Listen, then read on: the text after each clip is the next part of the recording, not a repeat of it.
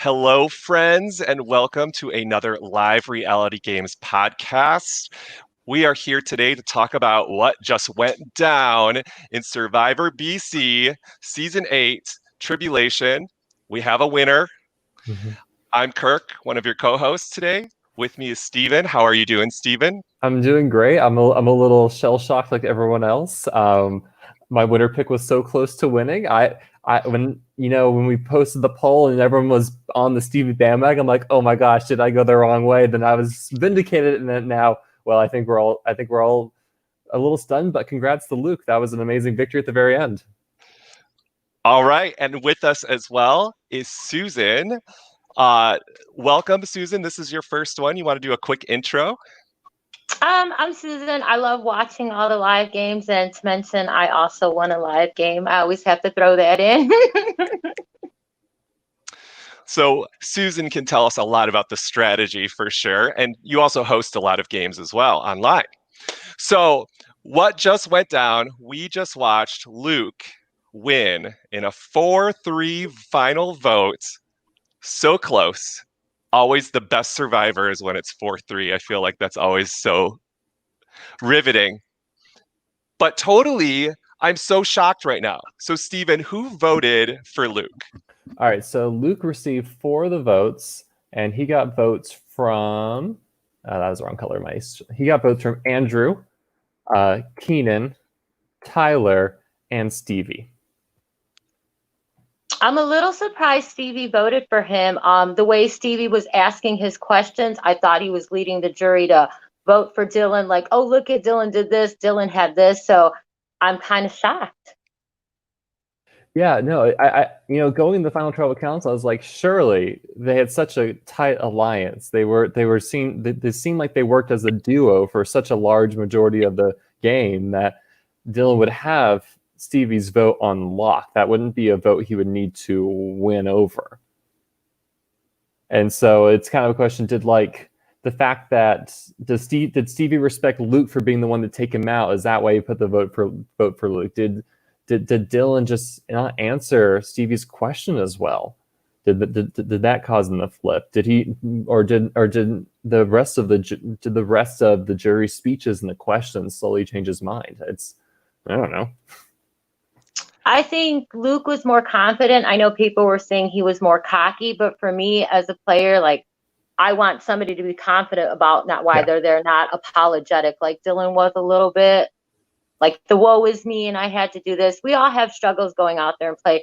Nobody makes it to the end easy. So when players are like, I had this stacked against me, I had this, to me, that's, no, we all have that. I like that Luke was cocky and I deserve to be here. And for me, that I like the flashy and the cockiness. Well, surely Dylan gets some thematic points for saying, "Hey, this is my tribulation I faced." Like I like the use and the referencing this season, but I do agree with you that, like, if there's a time and place to oversell yourself, which Dylan tried to do, Luke seemed to do it better. The final tribal council is where you do it.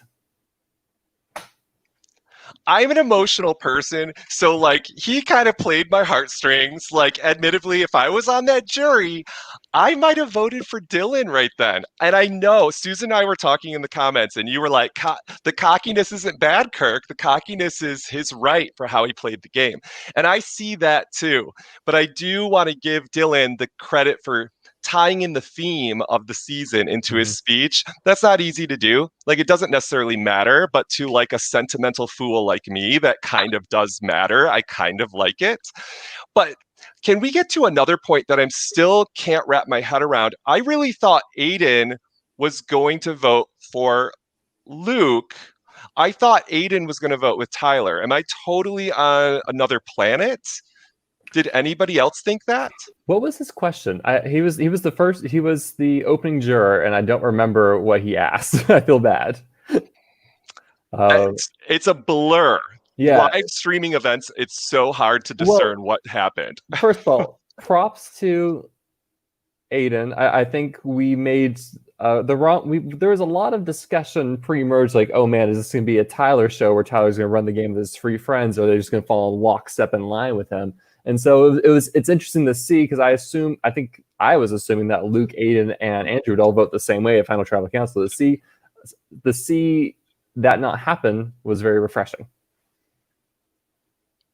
It's true. It's true what they say. Like, you can change your mind at Final Tribal Council. I mean, it can happen. It doesn't always But happen. that's better when alliances don't make their final vote together. That shows that they, on their own, made their own decision. For me, that's kind of boring when they're all like, well, we voted together even in the end, when it should really be about the game.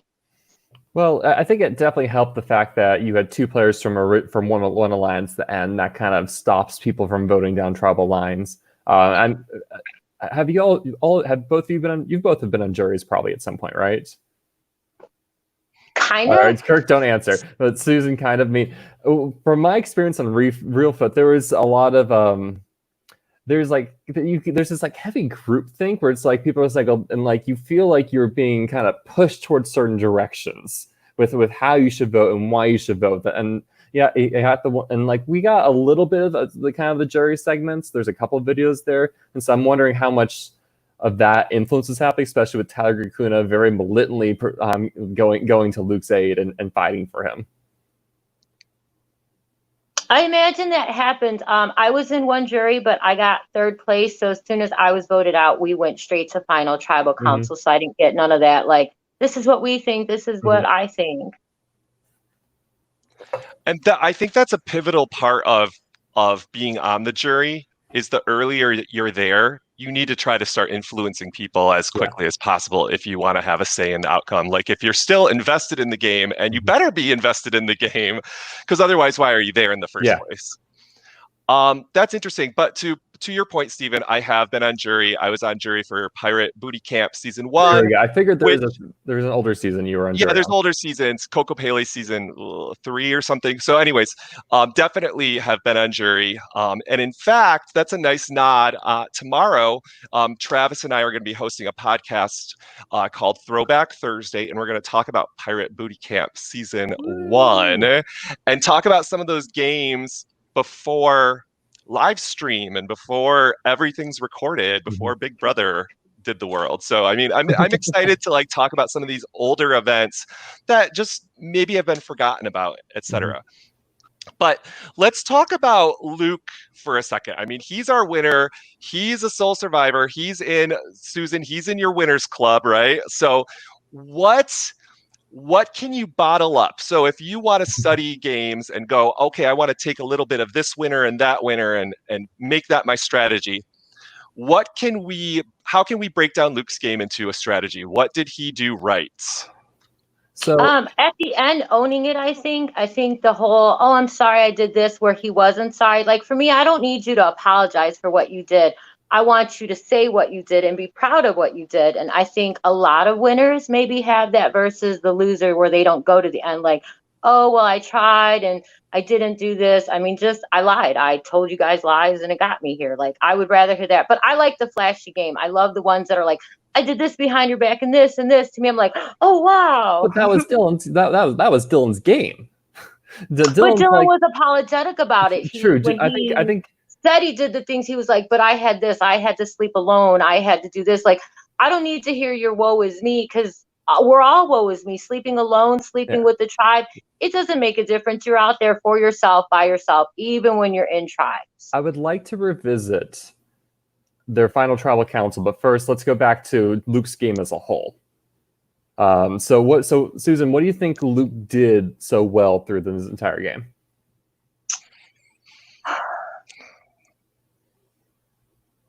Oh, I don't know. I'm going to have to say, for me, his boldness.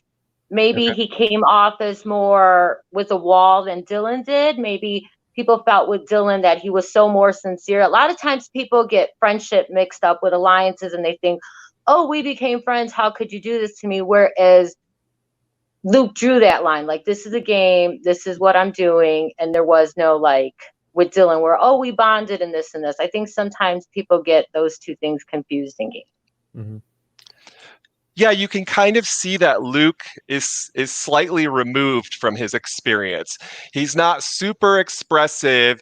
He's kind of at this like very mellow level the whole time. And I think that does help. I mean, like they said, for this group of people, they were talking about who was louder, who was the loudest person in the group. That's definitely not Luke. Who's this, that. Luke didn't even win, the most immunity challenges. So I think Luke was really, and he's a physical guy. Like, he was on production for season 5 when I played. And, I got to see him in those tight t-shirts. Like, he's built, like he's a strong dude. But watching this, I never got that sense. Like, I think he was able to just take down any threat that he had and get rid of it. But also, when you've played and been on production, I think going forward, you have a little bit better stance. You know what I'm saying? Think of your first game versus your next game. I mean, for me, my first game, I was all over the place, but the next game, I knew what to expect. I could stay more focused. I think that's also a benefactor, is that he's hosted, played, whereas Dylan hasn't. I think much like Real Survivor, returning LRG players, be it they've played the same series or a different series, have a major advantage, just like what you said, because they have. I can tell you from going from my first game, the second game, and then the third game, and it definitely, having that experience made me a better player and made me know more about myself and how I'd act and be able to control myself more. My first game was a wild roller coaster of emotions and everything, and then from there it was a lot easier in that sense, and also you've done it all before. There's a lot less like wide-eyed wonder, and so I personally still have the philosophy that if I am a new player and I know I'm with returning players, I need to target the returning players because they just have this edge on me. I mean, you got the jury question, like, to Luke, do you think that being a returning player was a help or a hindrance? And he was like, well, this was a hindrance because I had to overcome all these things, but I think it was probably a help at the end of the game. But he was able to mitigate a lot of the hindrances they would throw at him. Oh, for sure it's a help, because you have, let's say, like, I played my first game in 2016 and my second game in 2018. Within those 2 years, when I was going to play my second game, I replayed everything I did in my first game and came up with my own scenarios to like combat it or where to go with it. Like, since you've been there, like, I know you watch the show, people watch the show and, oh, I could do that. You really can't until you've done it. That second time you play everything back, like, okay, I did it this time, I need to do it this way. I think it is more of a help than a hindrance. Absolutely. And Stephen, before we started live, there was another thing you talked about that I think could be a part of this overall strategy. So you were talking about, the question I have for you is, how many confessionals did you count for Luke? Okay, so if you look at the Google Sheets tracker I've been doing, I have tabs that help link to all the confessionals. So pre-merge, Luke has 4 confessionals, which is on average, but also on the low side, especially for his tribe. Everyone else in his tribe has 5 or 6. And merge, I only have 3 confessionals, live stream confessionals for the entire merge, while Dylan had 7, Stevie had 6, Tyler had 7, Knight had 5. We just saw a lot less of him. So let me put out a theory, or what's not a theory? Hypothesis? Yes, a hypothesis. Thank you, Stephen. This is my hypothesis. If you can do less confessionals than everybody else, in theory, you're in the game for a longer period of time, because each confessional is going to be 5 to 10 minutes at least, Susan, I would say. That's maybe enough time and enough conversations for you to not be present at camp, because the game doesn't stop. For people who haven't played, the game doesn't stop when you go to do a confessional. The players are still talking. And in fact, that's the perfect opportunity to talk about you, is when you go and do a confessional.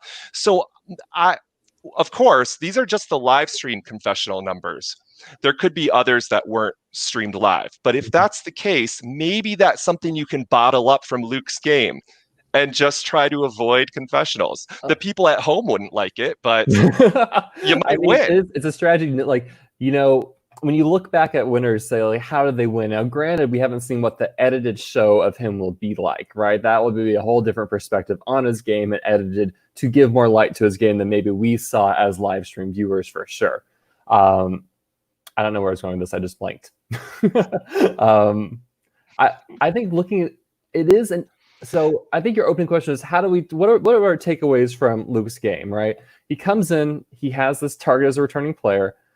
I think early on, Kevin from my Survivor B season created a list of who people were high and low on from their opening confessionals, and players were pretty high on Luke. A lot of people wanted to work with them, despite that returning player status. So he had goodwill from the players. He was the first person to visit the island of Patmos, the Exile Island twist this season, and he got his advantage, which was a clue to the Final Five immunity challenge, and he came back, he was honest, he shared with his entire tribe, he made it an us thing, right? So he was able to dispel any potential issues that were coming with that.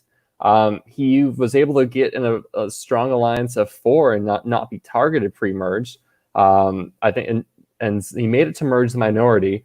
There's a lot of turmoil early on with Andrew and Aiden, and by the time that resolved, his tribe of 4 was able to establish a majority, take down the rest of the original Thyatira, and I think he was able to give off that he was an easy person to beat. I think had Luke lost that challenge, Stevie takes out Dylan or Dylan takes out Stevie, I think there's a high likelihood of that occurring, and Luke is at that final tribal no matter what. He was able to really make it so everyone believed they could beat him, and if you look at the Facebook poll, everyone else in the chat thought he was an easy beat as well. So he was able to give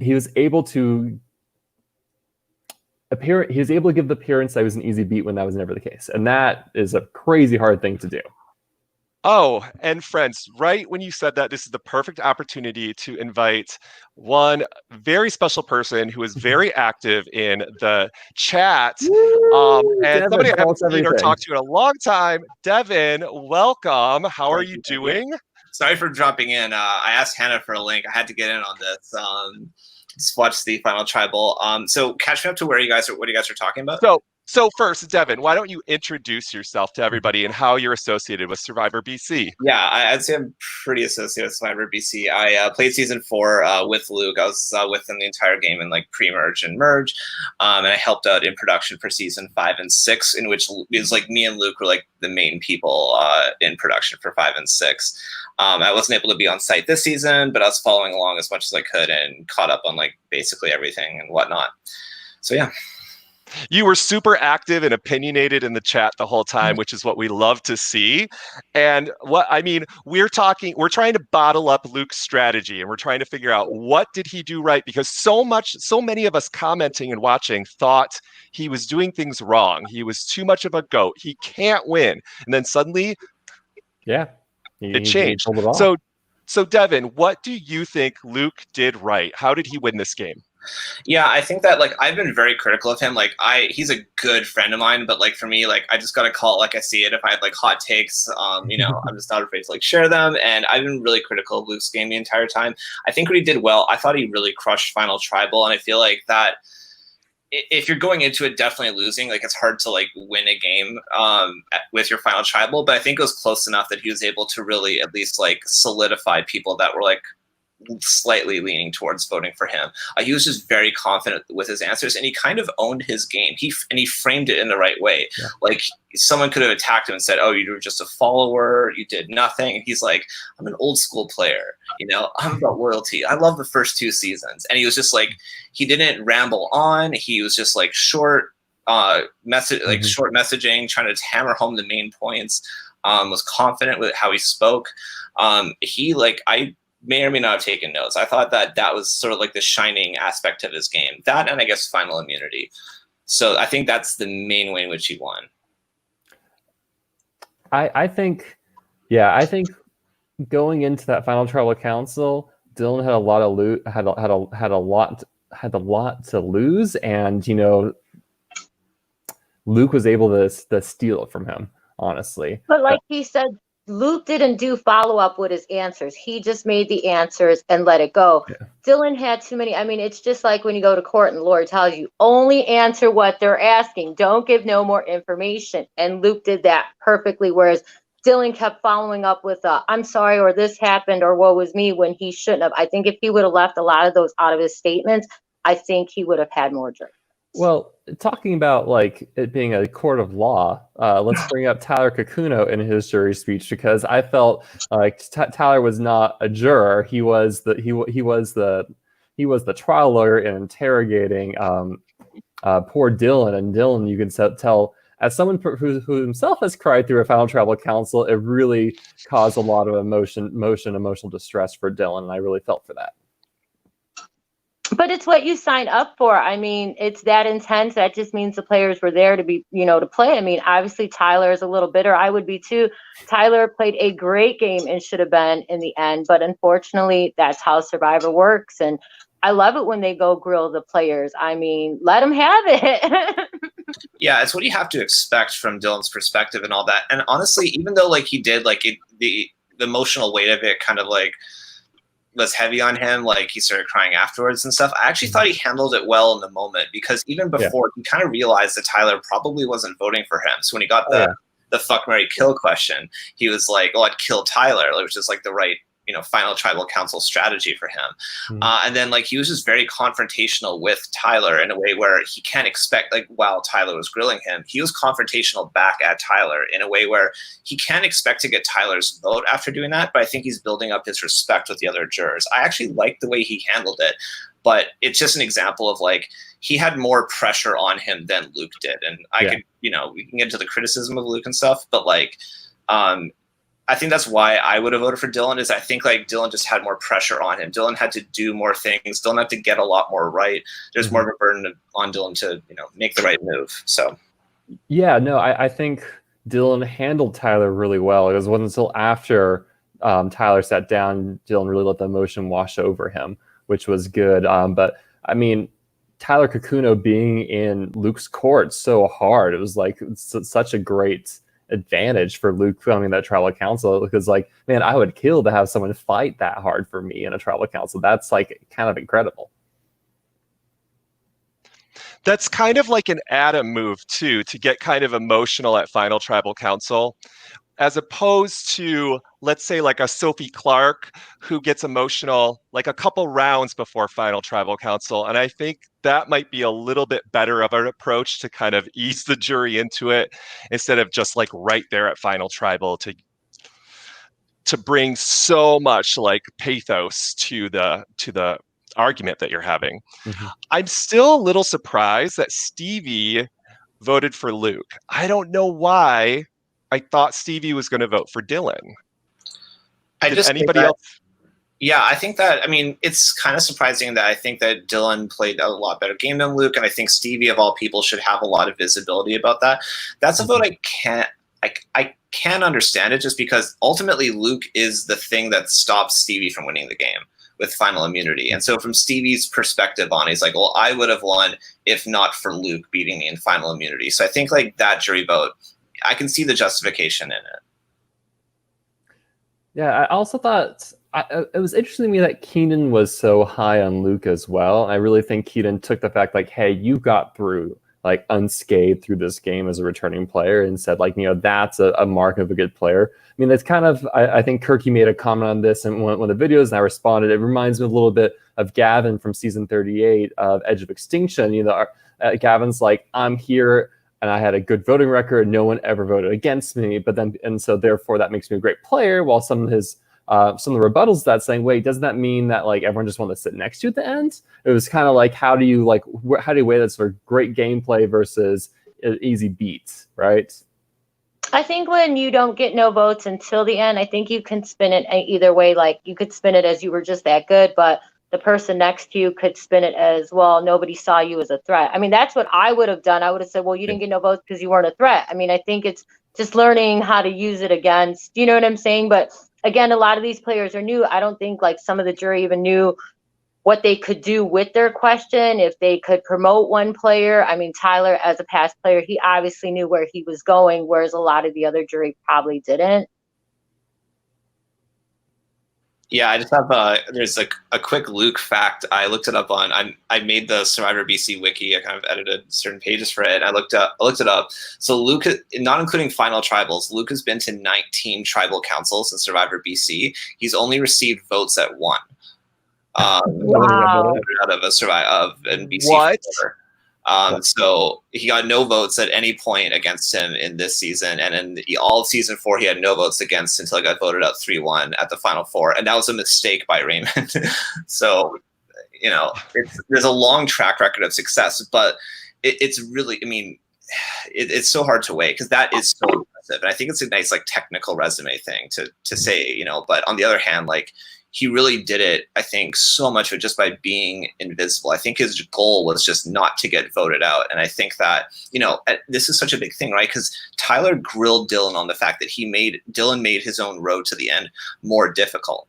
But like, I think that's a part of a good game is that you're going out there and winning individual immunities. You're adding things to your resume. You're making moves. Like if you get to the end and have made things more difficult on yourself, that means that I think you played a better game. You've shown more skill because you faced more adversity. So it's really hard to weigh, but I do think that technical fact is impressive. Like 19 tribal councils has only received votes at once. So I was really hoping that Dylan would really phrases say, you know, I came to this game and I took swings. Yes, I missed the ball at times, but I recovered and I kept going. And despite all the adversity that I came across, I was still able to fight my way to get here at the end of the game. I took swings at Stevie before without knowing he was immune. I took a stab at Andrew, and even though it didn't work out, I had a recovery plan and I initiated and I made it work, even though it didn't initially. I think if you kind of phrase things more like that, that might have been better versus like I appreciate him trying to being sneaky. Try to like say, well, you know, this is my original plan all along. And then Tyler's like, no, that wasn't. I appreciated that effort though. That was fun. So I have a question. At Final 3, had Stevie won immunity, who was Stevie taking to the end? He said he was taking Luke to the end. He would have voted out Dylan. Oh, wow. For Luke, really? But, yeah. Interesting. I feel it's easy. I feel like we'll never know, but there's a chance that Dylan does that as well. I think Luke was in a great situation that Final 3. Mm-hmm. So you have to be able to put on the skin of a goat, look like a goat as much as possible in Survivor. I mean, this is a legitimate strategy. I mean, Devin, you said, I think, 18 tribal councils? Was that the number? 19. 19 for those of us that have played multiple times. Like, that's shocking. That's absolutely, if there was like this Hall of Record book, Luke would be in it for sure. Jessica for most votes, Luke for least votes. And especially Luke's profile as someone that, you know, is like clearly articulating, knows the game. Like he's a huge, like he's watched all the fan made series too. And it's just like looks like a physical threat for him to like I think he is really good at threat management. He might have gone too far in the way of being a goat, and in other jury configurations he might have lost. But like I think, and we see it in online games too, like a kind of a boring strategy. We're just trying to get to the end. Like it kind of works. And so I think that this season is just more proof of that. But just because you don't get votes at tribal council doesn't mean your strategy is boring. I mean, I played a live game and my strategy was far from boring, yet nobody voted me out. Tony Vlachos winners at War. I know this against him. I mean, but what a strategy for Tony Vlachos might not work for me, right? It's like each person has to play to their own strengths and weaknesses, be it what they are. And Luke clearly played to his strengths, and it worked out for him great. And really quick before we get to the next thing, just to off what you said, Steven, I thought that if there's any knock against Dylan, I really wish that Dylan had been more offensive against Luke. Like Luke played like on paper the inferior game and Dylan was like solid, but yet it was Luke that was really going on the offensive against Dylan, and Dylan didn't really reciprocate that. I think that's the biggest way in which Luke had a better final tribal council than Dylan, even after accounting for the fact that Dylan had a harder road at that final tribal and had more pressure on him. I still think Luke outperformed. I just feel so bad for Dylan because like you don't. You can play more live games, but you just don't know, will I actually get to the end to redeem myself after losing a final tribal council, right? And so I hope he does someday, because, you know, he's gonna think a lot about this in the next weeks, months, and then of course the show will come out. Like he's gonna spend a lot of time to internalize, to think over, and to play through all the scenarios. So I think his next one show of the will be good. benefits to being a vet. Luke knew what to say, knew to keep his things short, whereas Dylan didn't. The next time, I mean, I have faith he can make it to the end again, but the next time his speech is going to be way better, because that was his downfall. He's going to be planning this speech until his next live game. And Luke's been there, like on site, like literally at the same campsite last year, like getting to watch it all live and have the God perspective in person. I feel like he definitely took things away from that. Again, I think it's kind of the wrong lessons. I think he just seemed to think that not getting voted out in a round was always good, and that anyone that does anything to increase their threat profile is dumb. Like his confessionals, like if you saw any of them, were like he was always like being really critical of anyone that made a move, which was kind of obnoxious to watch. But like, he took lessons from watching it, and clearly from like a defensive standpoint, he played a really refined game. Yeah, I think just if we're throwing Knox against Luke's game, I think Andrew and Aiden, the debacle that happened early merge was amazing to be able to ride through an incoming minority alliance through the merge like that. All right, but like is what it is, right? Like I don't think Luke has had much. That's the thing, is that when you think about assessing a player's skill, it's like how well would they do in a random season with like people they don't know and stuff like that. And even through all this, I think the reason why Luke probably isn't in the elite tier of Survivor BC players is just that even in 2 seasons and across 19 tribals, I don't think he's faced much adversity. Like even in this season, he basically went into the merge with majority. There's just there hasn't been a time like Luke's never been swap fucked. Like Luke's never, just had like something really bad or unlucky happen to him for the most part. Besides like season 4, the end of that, which he succumbed to. So, it's hard to say. Like we've never seen Luke like something really unlucky happen to him, and then he like overcomes it through his own skill in a really hardcore way. So, but he's obviously a solid player. Absolutely. I think depending on somebody's journey, you never know whether you're a scrappy underdog or you're on top in Survivor. Those, for every person, those are different strategies that you have to be able to like go to. You have to be able to like recognize your place. Let's talk a little bit about maybe the game overall.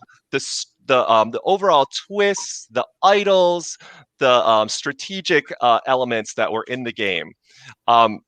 Kevin really impressed me at the start of the game after not impressing me like day 0. And then suddenly I was like, this is the Kevin show. I love this dude. And then right after we do a podcast or right before it, it all falls apart. It was the rise and fall of Kevin in the pre-merge. That's the story. I was super excited when he had that idol. I feel like idols were cursed this season. Like everybody who had an idol, except for who was it? Knight played Knight had the only correct idol play at the final 6, nulling 3 votes. So Kevin whiffed on his idol at the final 11. Keenan whiffed with his idol at the final 7. Jenny went home with her idol at the final 7. Knight still played as successfully, but he went at home the next round, and Keenan took a temptation for a final 5 idol, but was therefore exposed and went home at the final 6. So it was interesting. I was actually thinking, like, are we gonna have a season where we have no successful idols? Then will Knight kind of ruin that? So. Yeah, I thought that the game design was really good. I didn't have as much of a hand in it this season. I think it was mostly Gyra and Steven. But it kind of worked. I thought like like the Exile Island thing. Like usually lately I've been kind of bored of that as a dynamic in games, like the whole like Exile Island where there's advantages. But I think it worked, and there's some interesting. There's just a lot of thought into it in terms of the scenarios that came up and the different twists. I thought it was all really good. I thought it really went well. Like, this is Gyra. He had to really hustle to put this season together given the circumstances. And I think he did an amazing job, as well as the volunteers. Like it played out really well. Like last season was amazing in terms of production value. I'd say it's like right up there with Real Foot now. And like this season continued that under tough circumstances. So I think it was definitely a success. I know Gyra was very stressed out trying to get a cast finalized, and the Ponderosa jury house that they were Airbnb got taken away, so it was like figuring out hotel rooms. I know there's a lot of scramble right beforehand, and the fact Gyra pulled it all off is impressive.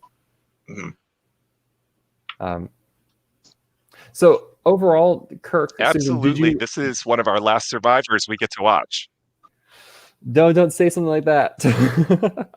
We're gonna be stuck doing online minis now. Well, that's right. Oh my gosh.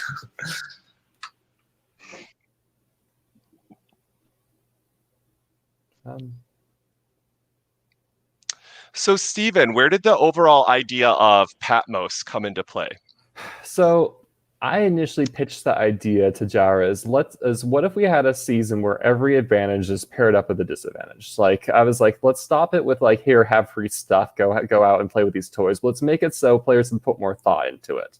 And so we had a lot of these because originally it was going to be a cast of 24 players. So we had a lot of things. So it was fun kind of taking our favorites or best and using them for a much more pared down, smaller season.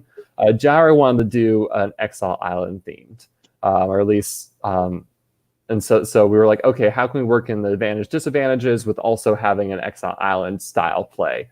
And Jara knew he wanted to do a very biblical theme for this season, and so initially we were like, oh, let's call it Purgatory, but then we came up with Island of Patmos and went heavily with the Revelation theme, which was a lot of fun, especially with the idea like, oh, what if we had the 4 horsemen come visit this season? What would that look like in a Survivor context without being absurdly broken? I think we were worried at times, like, are we like pushing it too hard? How do we make it so Exile Island or Patmos Island is impactful, but not like too crazy? How do we make it so players can still play around it? It's still about the gameplay and the social connections versus like all the toys in the game. Like that's the last thing I want that to happen.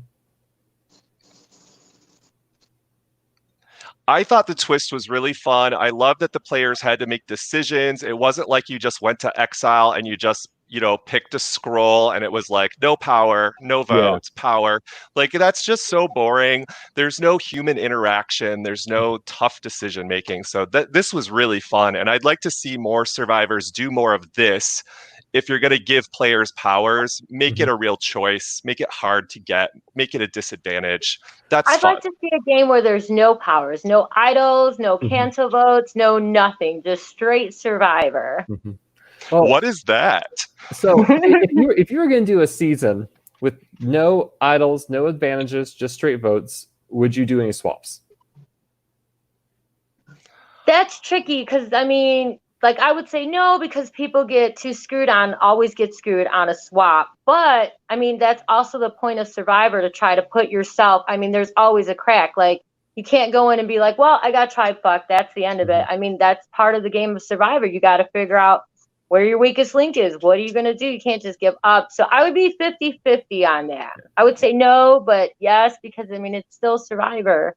I think my favorite moment of the season, the thing that blew all my expectations, was still Kevin and Jeff on the island of Patmos with that Prisoner's Dilemma idol, where when I was formulating, I was like, sure, a player could steal it, but why would you do that when you could like form a bond and say, let's work together, we can get to merge, we're going to play with each other, we each have half an idol. And Kevin just like, he was, as soon as he rolls in, he's like, yeah, I'm going to steal no matter what. I don't trust Jeff. And he takes it. Jeff is heartbroken, especially because he gets voted out the following round. And I feel like if I was to come back to BC and work for another season, I'd really push like, let's make it so whatever happens, if we were going to do something, like it'd be focused on like interactions between the players, just because I think it's good from a game sense, and also just like nonsense can occur from it. Yeah, I think Jeff, I don't know if you talked about Jeff in the last one, but I thought Jeff was horrible this season. I think he kind of got exposed. And like he's a really nice guy. I love Jeff, and I think he did good things in season 5, as you will see in upcoming episodes. But yeah, it was kind of a disaster. Like that, I think, was bad by him. And I think also like just the way he went back to camp, and he was just very open to his entire tribe about everything and treating it as though it's a team sport with his entire tribe. Like that's fine to an extent, but I don't think he did a good enough job of building individual trust with people. I feel like that the stuff that happened on the island, I feel like I'd go back to camp and be like, yeah, nothing happened. And then tell certain people that I want to work with in private, like, hey, here's what actually happened. I'm telling you because I trust you. Jeff, he was like talking to everyone on his tribe, like at the tribe camp, as if it was like his confessional. It was really hard to watch. And I just think that like he really, there's something off about the way that he was thinking about his own interests versus like playing like a team sport with other people. And that was with his own tribe and also with this guy from the other tribe. Like you've got to have some mindset going into that situation. Like, okay, how am I going to get the power away from this person? I feel like Jeff just never thought that way. And I agree with you, Steven. I lean towards that way of like trying to just find opportunities to build bonds with people, but there's also got to be that like power hungry element to it. And that's why I was disappointed with Luke all game, because he never really did that. He's like, yeah, idols screwed me last time. I was screwed because everyone else found idols, and then he made absolutely no effort to find them, which is how you neutralize idols. So, but yeah. Anyways, that was my just quick take. I will say, in slight defense of Jeff, I think from my experience, because his tribe hadn't been the tribal council yet, and really once you lose that first immunity challenge, the game kind of starts in a sense. And like maybe, yes, it's on him for not starting earlier and pulling people aside to have those conversations, but sometimes you just have that tribal culture where everything is hunky-dory until until you lose that first challenge and you're like, oh shoot, all right, let's get going. I think Jeff was expecting Medea 2.0, and that's not the tribe he had. That's you can't recreate it without the same personalities, which is funny because we also see this season the arc of the Pink Boys. Which has there ever been like an idea in Survivor, like an alliance idea that's arced between seasons? I think that's kind of fascinating. Cops Are Us, but not as big. Very true. Very true. So who do y'all think? Luke outstanding as he won. Who do you think is the player? Who do you think is the next best player this season, or the best player who didn't win of the season? Stevie. Yeah, Luke's not the best player of the season, but and the answer to that question, yeah, I'd say Stevie. With Jaira, I made a list of like one time we were hanging out, and I made a list of like the best players in Survivor BC, like kind of with his input. Right now, so I updated it with right now I have Stevie at like all time. I think it's like 89 different people that have played Survivor BC. Let's take a look at the stock here. I have Stevie at 4 all time based on that. But that's kind of an assessment of like there's been a lot of questionable players in the history, but yeah, I have Kirk higher, by the way. But yeah. I thought Stevie, everyone loved being around him. He had a fantastic social game. He won challenges when he really needed to, especially at the final 6.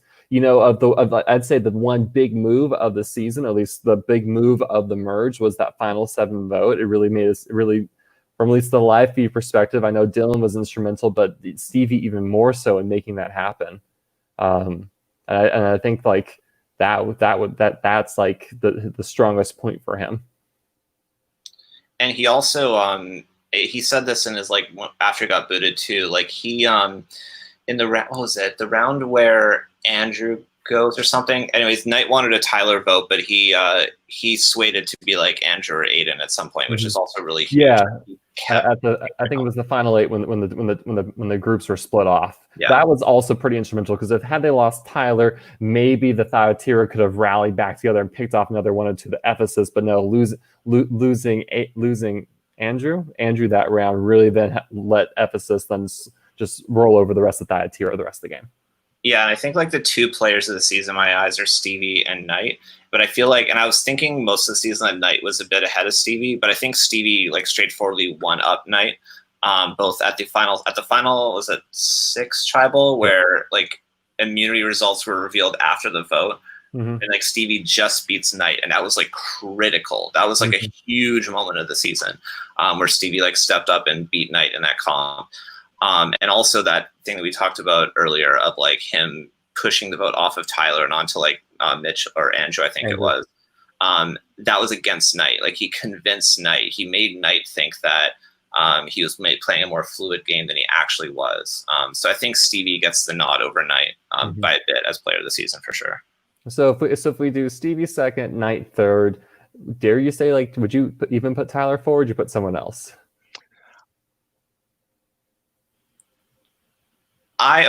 In his defense, like this is the most obnoxious Tyler's been. Like I actually like villains. I think it's fun when people are cocky.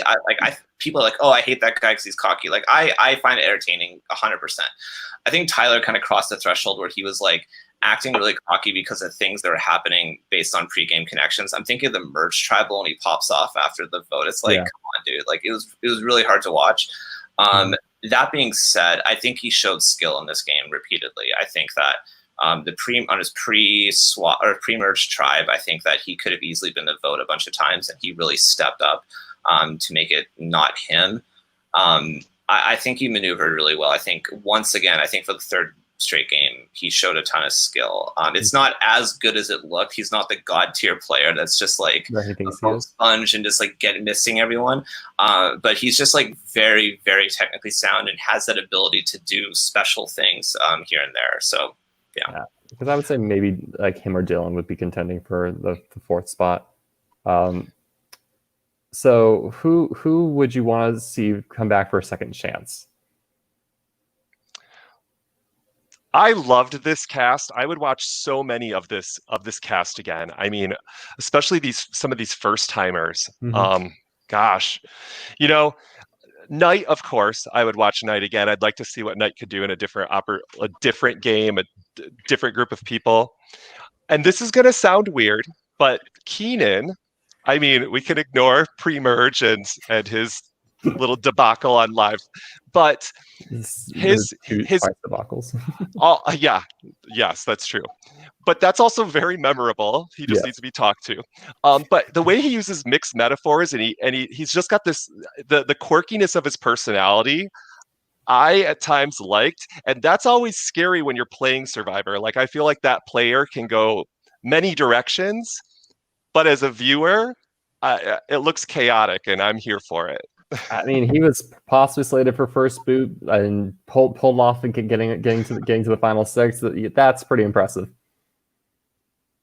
I'd like to see Jenny come back, but with another girl contender. I'm not saying that women work together, but it's hard enough to play and then to be the only female. Like, I mean, I think her game, she just wasn't as relaxed as much. I mean, if there had been one more female, maybe she could have been a little bit more relaxed or bounced off somebody. So you're okay for a season of like 24 players, 2 girls, Jenny, one other, 22 guys, and you'll be happy. That's usually what it is. I'd like to see an all-female game. Can you guys do that? I think that would be really fun to watch. A bunch of women going at it. Well, we had. Do we have enough women in LRGs to even do that? I mean, the Survival Challenge definitely has a roster of women, so it can happen. Yeah, so this season originally had a bunch of people from the States playing. We had an even gender balance. And some amazing women that were going to be playing. Like the cast was like stacked. So I would definitely bring Jenny back. Like she earned it from her gameplay and how she was as a character. But I think also just like, it sucks to just how things played out, how she was the only girl, and just for her like commitment to play nonetheless and give it her shot. Like I think she's definitely earned a shot.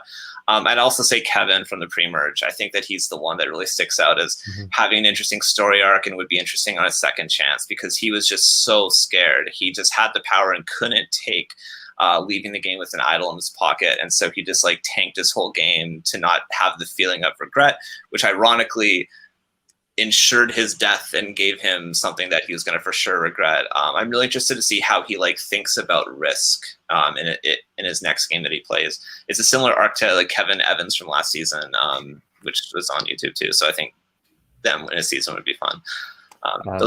That's who sticks out. And I'll throw out one more name, Mitchell. Our final 10 last. He made the merge, but not the jury. I think getting the short side of the stick with the Aiden, Tyler, Andrew relationship kind of was unfortunate and sad. Like this, if for a second chance, I think he truly deserves a second chance. Thank God that merge boot wasn't Knight though. I was like really scared that it was going to be Knight because I knew that like someone from that black tribe was going to get screwed, and I was like, please God. Yeah, that was a hit. Knight needed the wins he made in immunity. Yeah. Well, either way, I think it was an amazing season, even though everybody wasn't happy with the final 2. I think they both, I mean, it's hard to get there, so they both deserve credit either way they got there. Yeah, it was a fun season to watch. And we're all you guys critics. all know that. Yes, I was going to say, who's ever happy with the final 2? There's always a critic out there. You just have to be convincing. And I was going to say that when you guys mentioned Tyler. I've gotten to play with Tyler, and I think he should definitely play as many times as Tyler wants to play. He's a great player. He's one of the most convincing people you'll ever meet. He can argue yourself, into a car accident. Like you'll convince yourself, like this is the best decision for me to just drive off the road right now.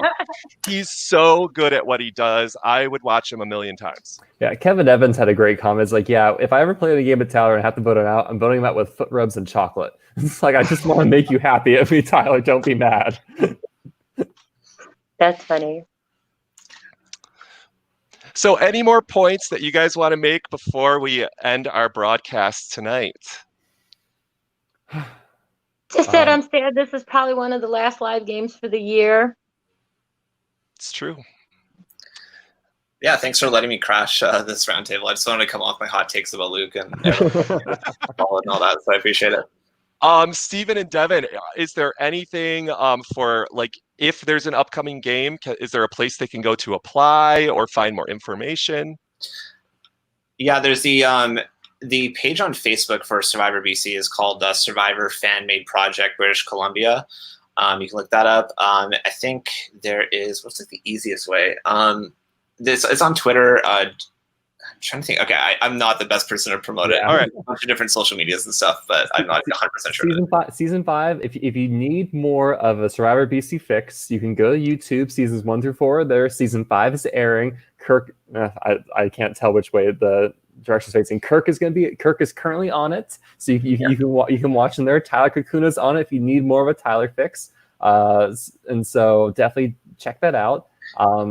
And if you're watching this, you probably are Survivor BC anyways. Yes, that's very true. And in addition, tomorrow night, Travis Rindler and I and a few other people are going to talk about Pirate Booty Camp Season 1, a game that happened way before live feeds. Well, actually like a year or two before live feeds. And we're going to call it our Blast from the Past Throwback Thursday. And we're going to talk about some of these games that happened, in the past decade and bring back some of those casts to talk about their experiences, see what they're doing today, see if they're still playing and watching. So hope to see some of you guys bop into that chat. Thank you. Can't wait to watch. And Susan, Steven, Devin, thank you so much for being a part of this podcast. We will see you next time. Bye, y'all.